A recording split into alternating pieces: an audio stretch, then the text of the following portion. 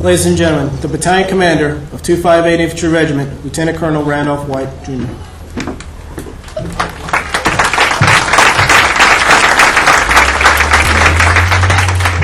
right, good morning, ladies and gentlemen. Good morning, sir. Is anybody out there? 258 families, what happened? I mean, yesterday. Good morning, ladies and gentlemen. There we go. There we go. That's more like it. Okay, Brigadier General Sherlock, Mrs. Soul, Senator Vogel, and friends, family, and guests. I want to thank you for attending the graduation ceremony this morning for Delta Company, 2nd Battalion of the 58th Infantry, and Charlie Company, 1st Battalion of the 19th Infantry. On behalf of Major General Walter Wachakowski, Commander of Fort Benning, Colonel Scott Henry, the Commander of the Infantry Training Brigade, myself, and Lieutenant Colonel Thomas Britton, Commander of 119 Infantry, I'd like to take this opportunity to welcome you to today's graduation ceremony for the Army's newest infantrymen. Before I begin, I'd like to ask all of the military veterans that are with us today to once again please stand and be recognized.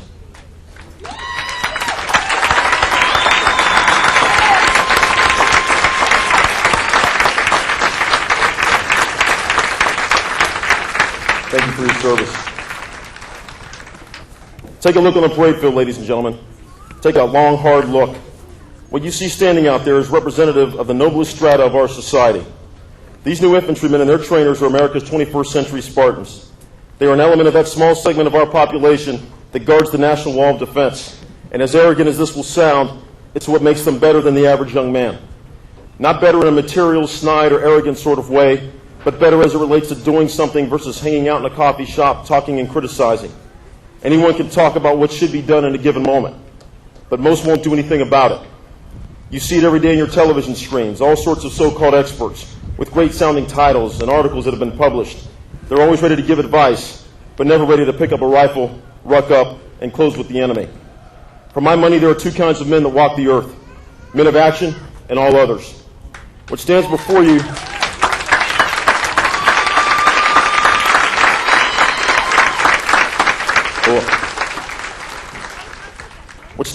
you are men of action. I'm not talking about a random, haphazard sort of action. I'm talking about a deliberate, measured, and when required, intensely focused action. To be sitting in the safety of your home several years into a war, subjected to the 24/7 media coverage of that same war and its brutality, and then to decide to go and sign up for the Army Infantry says an awful lot about a man's character. To stick it out at a time when so many in our society look daily for a reason to quit says a great deal about a man's heart, the support he gets from his family, and his ability to see a larger picture. Anyone can start, but not everyone has the heart to finish. Not one infantryman you see standing before you really wants to go into harm's way and risk it all. But their moral clarity won't allow them to sit back and let someone else provide the blanket of freedom that we here today cherish and so many others take for granted. You're looking at the newest members of that unique band of brotherhood that is the infantry. Today, your young men join that same fraternity as those that stormed the beaches at Normandy, hunted the enemy in the Ashaw Valley in Vietnam, parachuted into Panama, beat incredible odds in the streets of Mogadishu, Somalia, and currently subdue our enemies in both Iraq and Afghanistan. When policymakers finish talking, when debate has ceased, when negotiations have failed and orders are given, it becomes the mission of the young men before you to execute national policy. These young men are the substance behind any policy undertaken by this country deemed important enough to send men into harm's way. Absolute proof positive that the United States means business when their boots hit the ground. The reasons for enlisting in the Army are varied and often deeply personal, but it's what makes them truly the best and the brightest that we have in this country. And I'm not saying that to be nice, I say that because I fervently believe it. The best and the brightest are not necessarily on campus or in the corporate boardroom right now. The best and the brightest are you out there in the parade field. Men, don't ever think for 1 minute that the kids running around on some university campus protesting, breaking things, or whining about this, that, and the other have anything on you. You are privileged to have the one advantage that they all covet. You will know. You'll have facts about the goings-on in Iraq, Afghanistan, Djibouti, the Philippines, the Balkans, and many other places. Your head will not be filled with the empty theory of those who in actuality know very little because they lack the intestinal fortitude to commit to anything that requires risk. I'm speaking of the snide, arrogant sort who spend the day blaming America for every wrong in the world before going home to sleep at night under that blanket of freedom provided by better men. Better men just like you.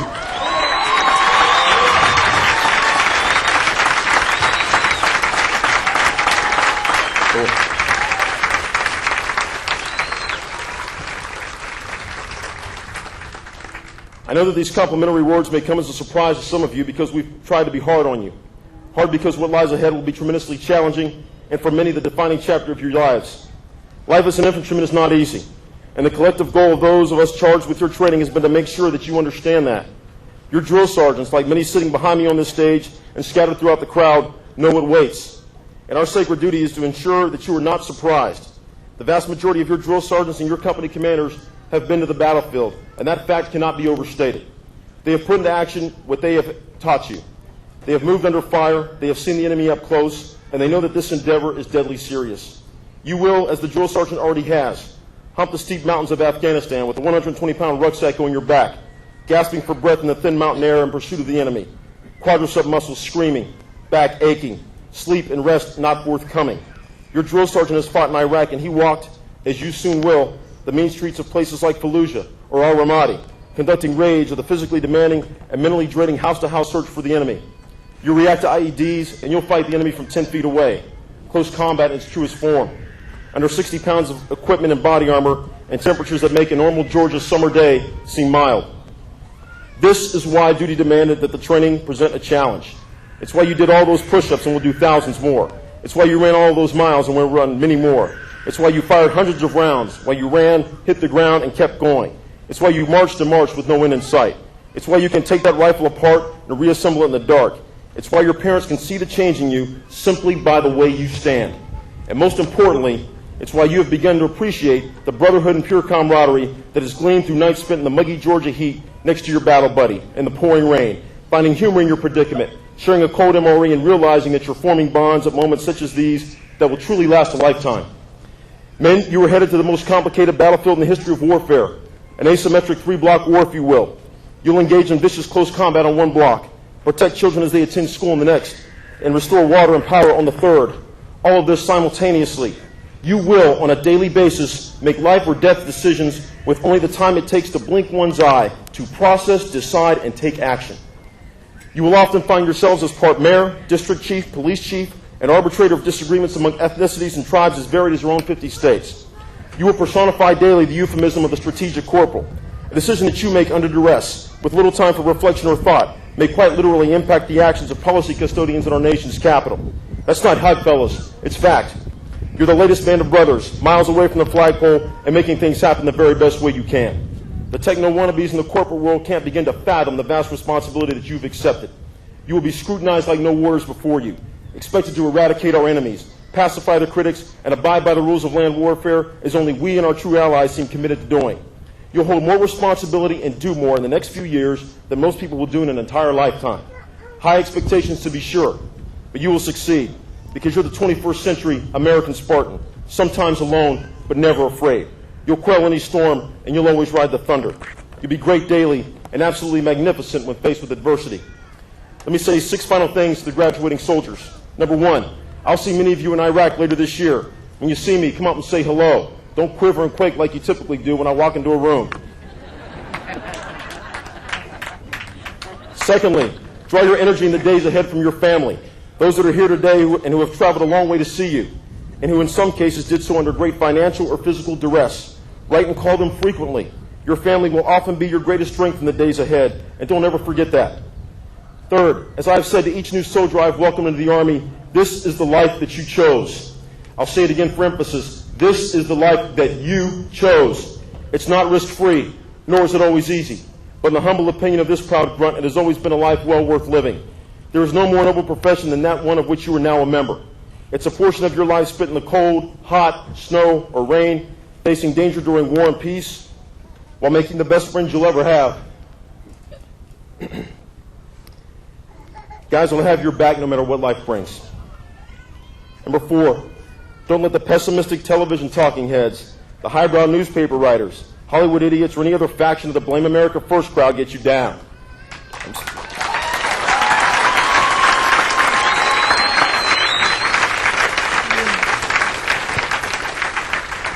I'm speaking here of the latte biscotti crowd.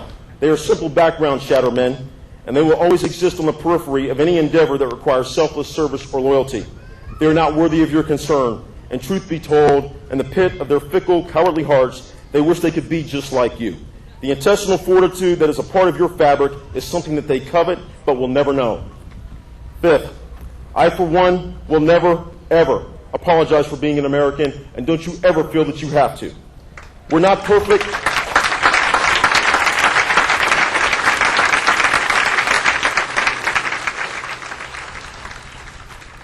We're not perfect, but I can think of no better place on earth. We didn't become the great country we are by accident. We earned it. And while we were at it, we kept and continue to keep a large portion of the world free. Just ask the veterans that are here today. American blood and sacrifice is the indisputable part of the world equation. We keep a large portion of the world free, and no matter what disaster strikes, tsunamis, floods, earthquakes, we're the ones that show up first to help. An American aircraft carrier, American soldiers, American Marines, Air Force transport planes flying in supplies, and even local American church groups. More people in this world are trying to come to our shores than any other country. We remain the beacon of hope for many, and God willing, it'll always be so. We're number one. Don't ever apologize for it. Just be damn proud of it.